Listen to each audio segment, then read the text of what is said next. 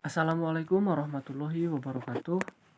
Nama saya Lulupo ADMKH dari Penjas 2A Universitas Silowangi, NPM 192191033. Jadi di sini saya akan mencoba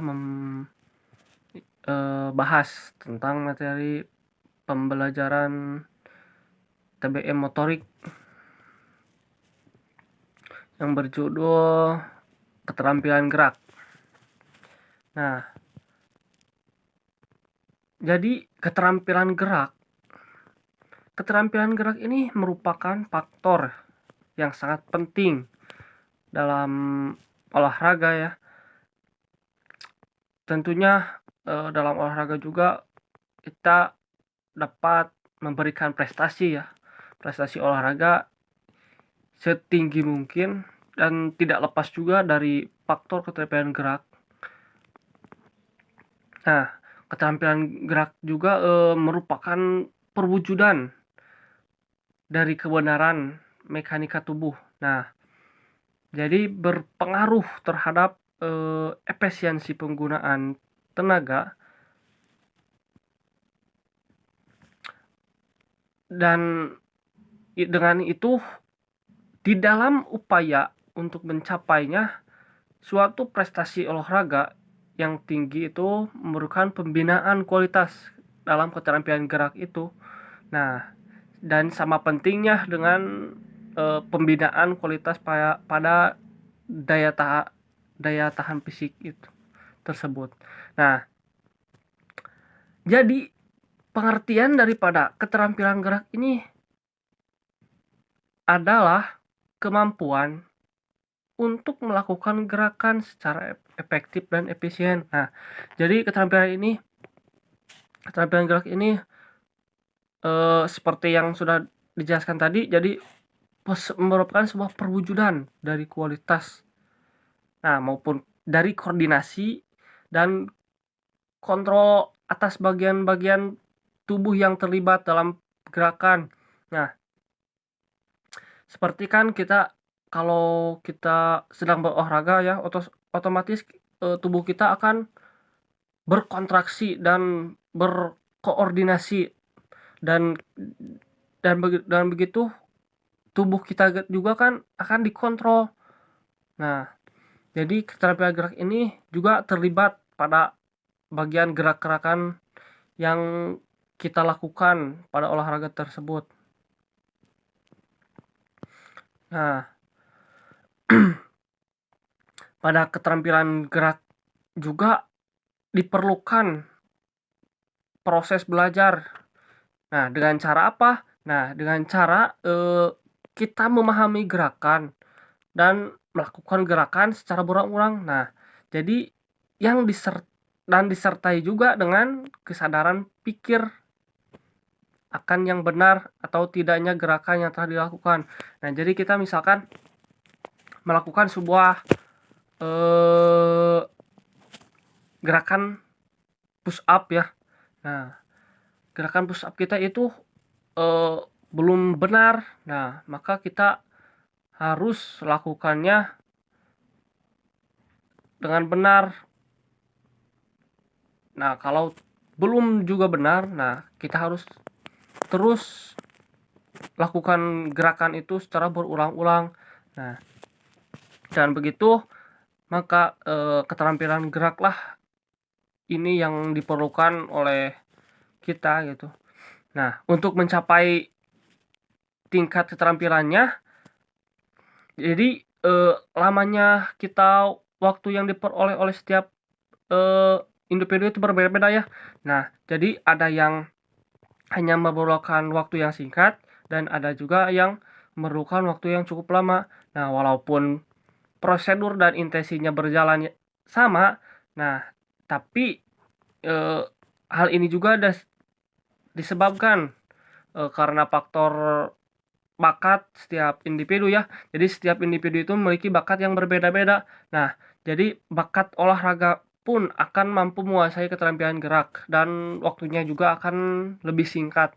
Nah, jadi klarifikasi pada keterampilan gerak ini agar membantu dalam memahami keahlian gerak dasar dan melakukan suatu kewajiban beberapa sistem klarifikasi. Nah, jadi harus membuat organisasi keahlian gerak utamanya ya berdasarkan keadaan yang kita butuhkan. Nah, jadi keterampilan gerak ini juga ada keterampilan gerak kasar dan halus. Nah, gerakan kasar dan halus ini juga digunakan dalam menyesuaikan suatu pendidikan jasmani ya dan perkembangan gerak juga. Nah, dan di mana di dalamnya sistem klarifikasi ini terdapat perbedaan dari keduanya itu. Nah, perbedaannya yaitu kan tadi ada keterampilan kasar dan halus. Nah,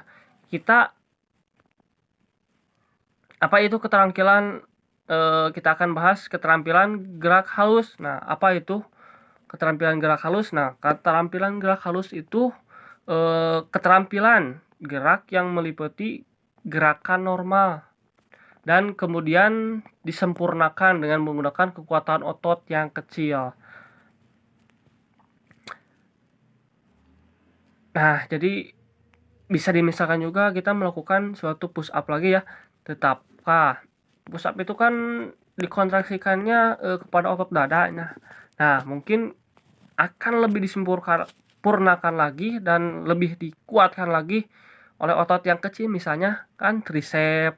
Nah, kurang lebih ya seperti itu menurut saya itu juga ya.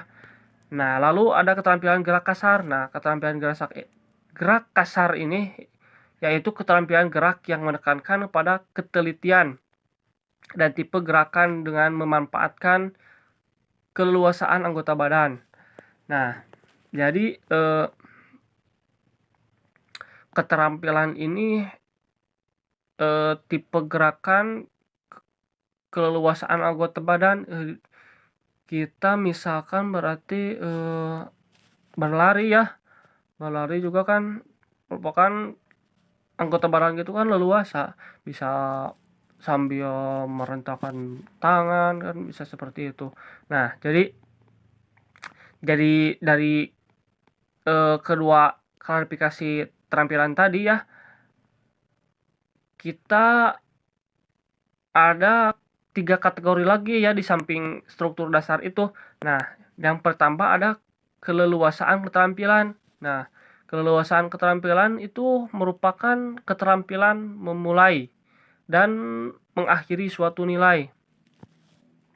Nah, yang kedua ada keterampilan bersambung, yakni suatu keterampilan gerak yang menyusun angka dalam gerakan yang luas.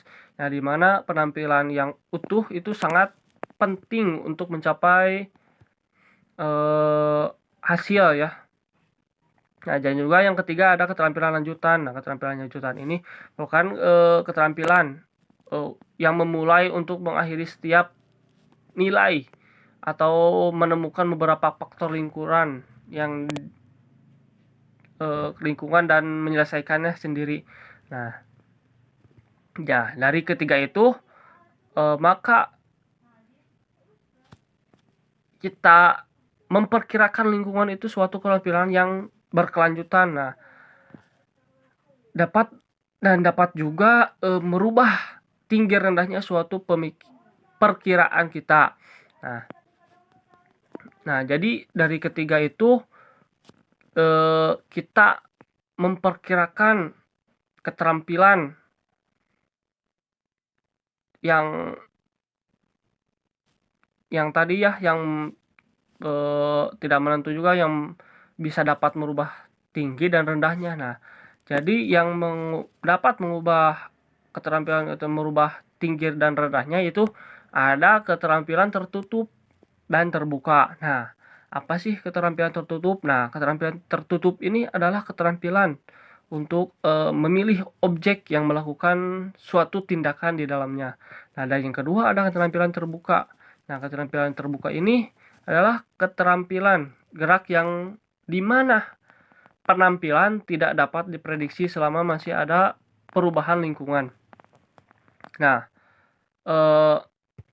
Dari klarifikasi itu terdapat beberapa macam ya. Ada klarifikasi pada segi usia perkembangan. Nah, pada usia perkembangan ini faktor usia yang cocok dan dapat menentukan suatu ukuran untuk melakukan keterampilan gerak, yakni ada yang pertama itu morfologi ya, morfologi usia.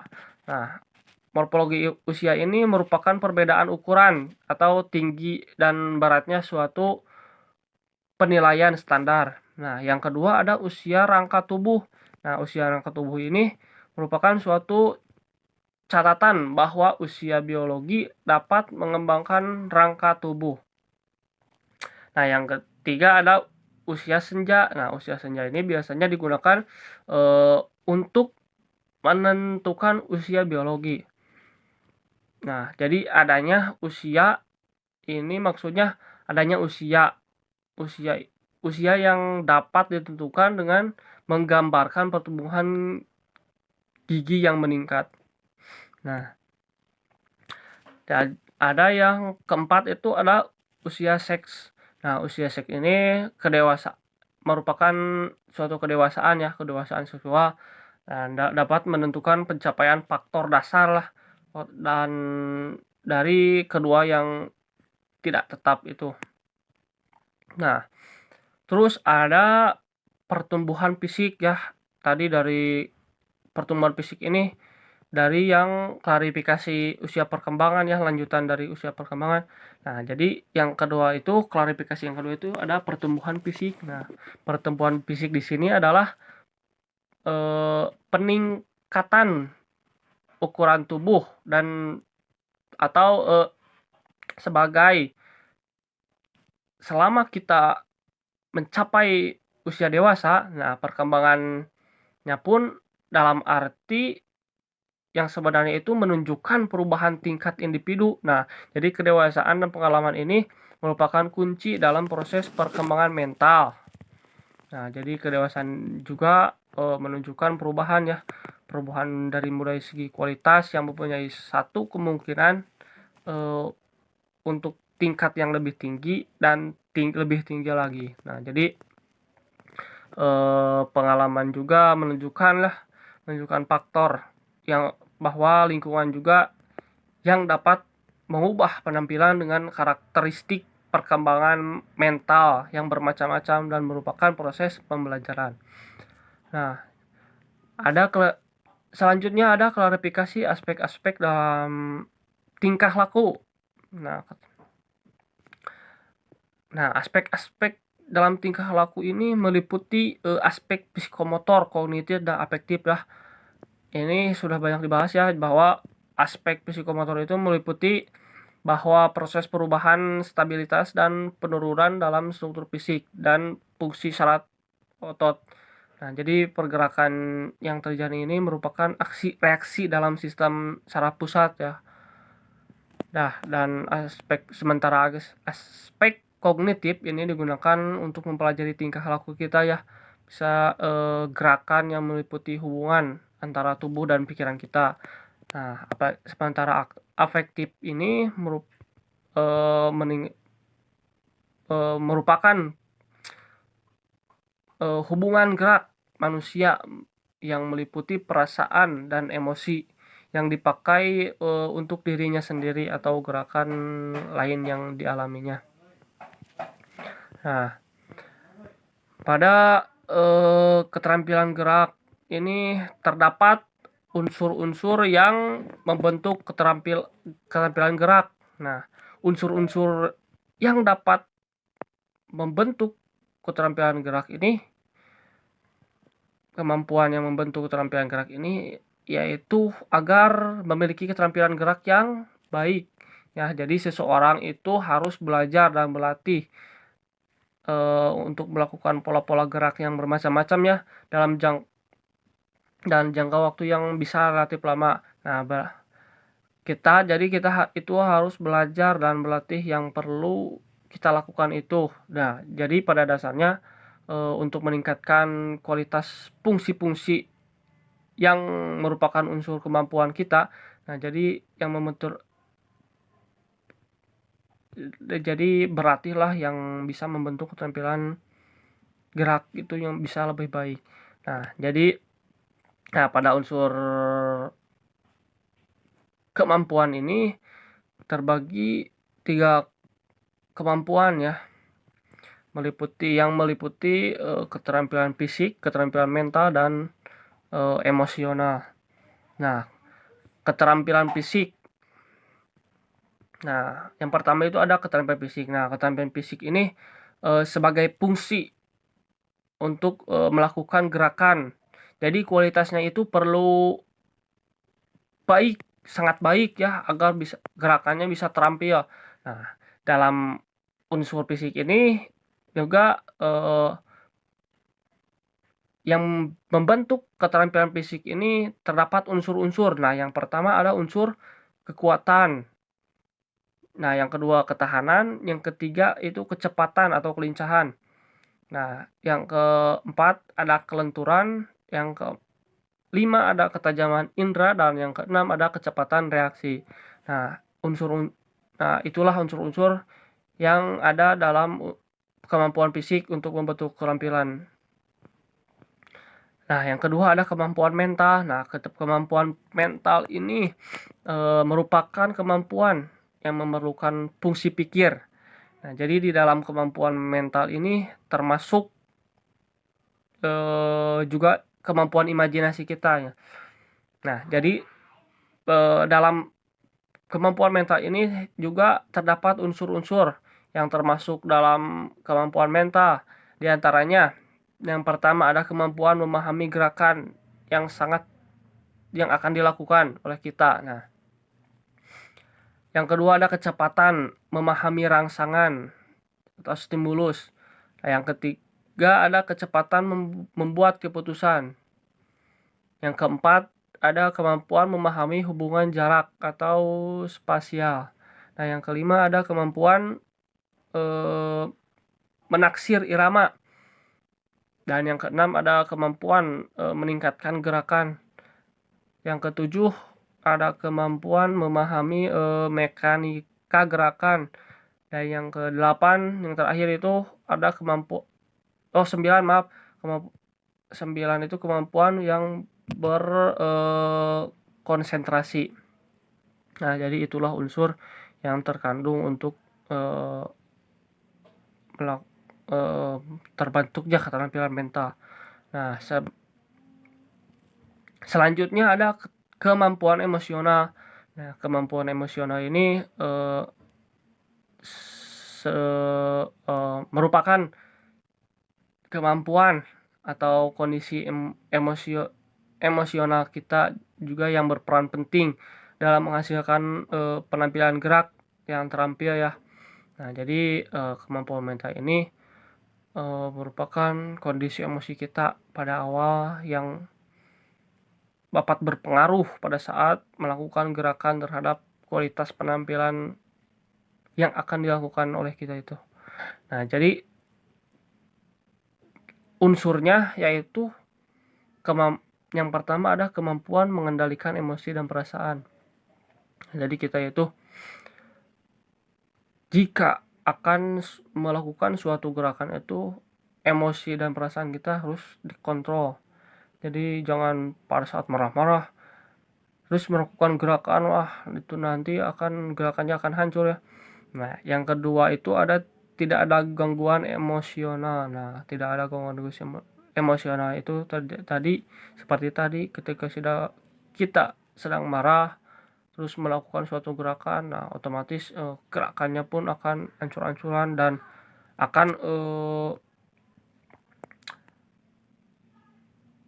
mengikuti lah arahan emosi kita. Nah, jadi yang ketiga itu merasa perlu dan mau melakukan gerakan. Nah, jadi melakukan gerakan itu harus dengan kemauan kita tentunya ya. Jadi yang ya tidak boleh dipaksakan, karena sesuatu yang dipaksakan itu tidak baik ya. Nah, yang keempat itu ada bersikap positif terhadap prestasi belajar gerak. Nah, jadi bersikap positif di sini jadi tergantung tujuan kita ya. Jadi apabila tujuan kita ingin keterampilan gerak kita akan hasilnya bagus, maka nanti prestasi yang kita dapat juga akan bagus. Nah, jadi mungkin segitu saja ya. Jadi saran saya, kita sebagai calon pendidik ya, sebaiknya kita bisa lebih mengenal dan mengenai lagi motorik pada setiap peserta didik tentunya ya, agar keterampilan geraknya pun bisa disesuaikan dengan kebutuhannya ya, dan juga dengan nantinya kita juga harus bisa menuntun peserta didik agar bisa memecahkan suatu masalah itu dengan keterampilan gerak yang kita miliki. Nah, mungkin segitu saja pemaparan materi dari saya. Mohon maaf apabila banyak kesalahan karena saya juga dalam proses belajar. Mungkin segitu saja. Wassalamualaikum warahmatullahi wabarakatuh.